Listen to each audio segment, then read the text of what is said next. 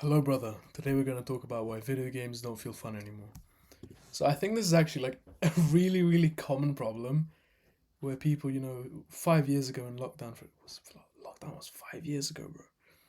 Used to be the funnest thing. You play some Minecraft with your friends or something, or you play some Call of Duty by yourself.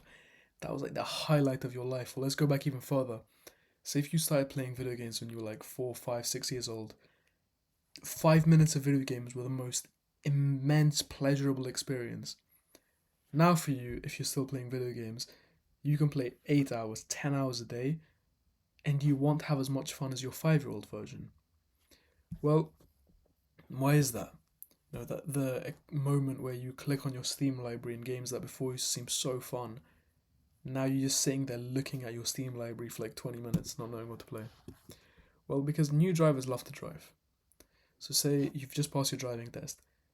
Your car, like just being on the road, is a thrilling experience. Then you're going to drive and you're going to drive and say 5 years down the line, driving isn't exciting, driving is an automatic thing. Video games for us now have stopped being a pleasurable reward. They have just been a numbing, just sensation. Is just take ourselves out of like our real world and just dump our mind onto the computer screen. And I know this sounds simple. I know this sounds like your mom is speaking to you, but this is true. The longer and longer you play video games, the more dry they're going to become. The longer that you play with the same friend group, the longer you play the same sport. Unless you're progressing or there's like new and new and new stuff, if it feels the same, it's going to get boring.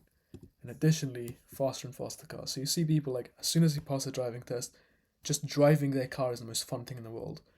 10 years into driving, the only like fun thing is breaking the speed limit, getting a faster and faster car, feeling the res because it's new, it's exciting. Well, with video games, how much are you gonna have new and new exciting stuff, faster and faster cars? Because video games, the ones you like especially, may not come out that quickly, may not be updated that quickly, and that's not a problem with video games. That's a problem with our minds. Is that it's like if you're a drug addict, then you need bigger and bigger and bigger doses to feel the same effect. If you watch porn, well, then you need to watch like more extreme and more extreme videos. Like it's the common knowledge online of like when people start, it's usually like to a picture, and then 5 years down the line, you're watching like some crazy like weird stuff. Where if you saw that as a beginner, this is a note I think people a lot don't realize. Like if you saw that when you were at this stage and now you're here, like this 5 year gap, for example, craziest five I've seen, you wouldn't even like it at the start. This would be too extreme. But then we're just numbing our brain over and over and over and over. And I know this sounds like common sense stuff, but like I think it wasn't just about the video games, it was always about the passengers. Video games had something so internal within us of, it's the community aspect, it's speaking to your friends, it felt social, it felt so exciting, where even if the games got boring, the group was always there. And that's something to remember, is the fact that video games aren't addictive necessarily because of the fact that, no, the pixel on the screen, it's the fact of how they make you feel. It's how Call of Duty gives you the perceived sense of prestige, or League of Legends gives you the prestige, the faked feeling of brotherhood. Or no, you're playing a survival game and surviving that you feel really accomplished and you've just overcome something really difficult. Well, do you see what I'm saying here? You could have just achieved all those things in real life and got the reward 24/7 and not need to numb yourself on the screen and just worsen your real life. You're probably level like 250 or 300 on League and you can't do 10 push ups. That's the problem we're facing, is the fact that our life is becoming worse while we're just dumping more and more time into the video games. The problem with that is that you gotta live your real life 24/7. And video games, while you can numb yourself for 12 hours, at the back of your mind, you always know that real life is passing you by, that things are not improving, that you're getting and getting worse. So it's something to remember, especially about the fact of it's a really common thing. We're 5 years after lockdown. I know my group, like my year group, and many other people say about how the video game groups slowly die out, and even if it's with the same people, like you don't play video games anymore as much, or if you do, you play by yourself or with a different group. It doesn't have that same feeling. Well, because back in the days of lockdown, for example, well then every single person, like was online. The only thing we could do. That was our social activity. It was so extreme. Everything was there. Now video games is the thing where our friends aren't playing them anymore, or some people are, and we're just trying to drown ourselves inside of it. So what can we do? Cycle to enjoy your car again. If you want to enjoy video games again, and you want to realize of okay, like why have I fried my mind? Cycle. So just think of this literally. Say you have a Lamborghini in your drive and you say, I'm not going to allow myself to drive it every single day so then I don't get bored of it. So I'll cycle some days when I really want to on a sunny day, because then the next time I get in that car, brother, it will feel like the best thing in the world.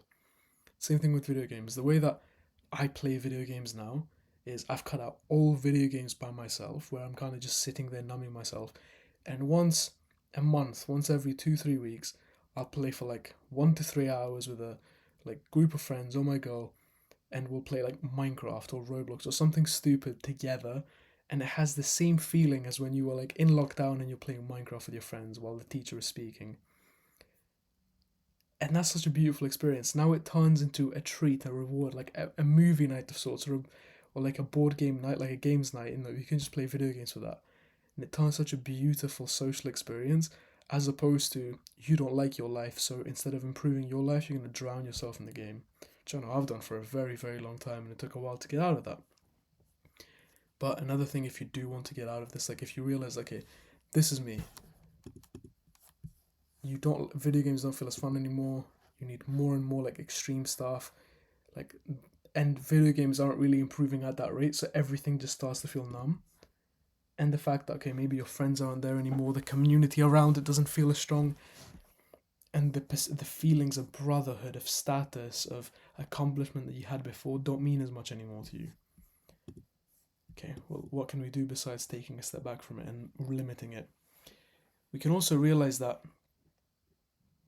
we can get all those things that I talked about, the brotherhood, the status, no, the accomplishment in real life. For brotherhood, you can go and make a good friend group and you can go out with them and you can spar with them.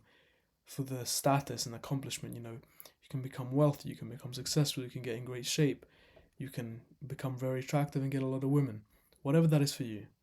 But there's something to always remember, is the fact that video games are just an external part of life that takes, like, you just kind of transcribe your mind onto it and disconnect for 8 hours, 12 hours, whatever that is for you. And then during that, your life is just getting worse and worse and worse.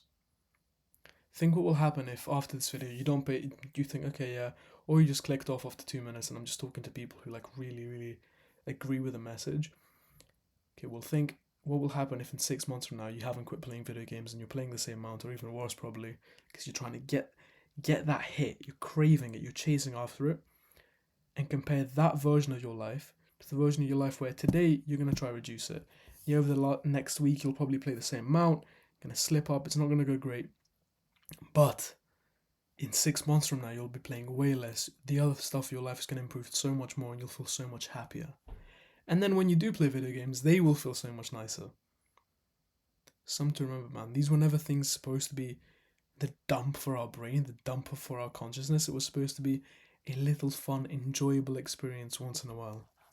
So I really, really hope you take that advice, you take that on board, you reduce your video game playing hours, you improve your life. Get out of here, bro. Go do something productive. I'll catch you in the next one, bro. Much love.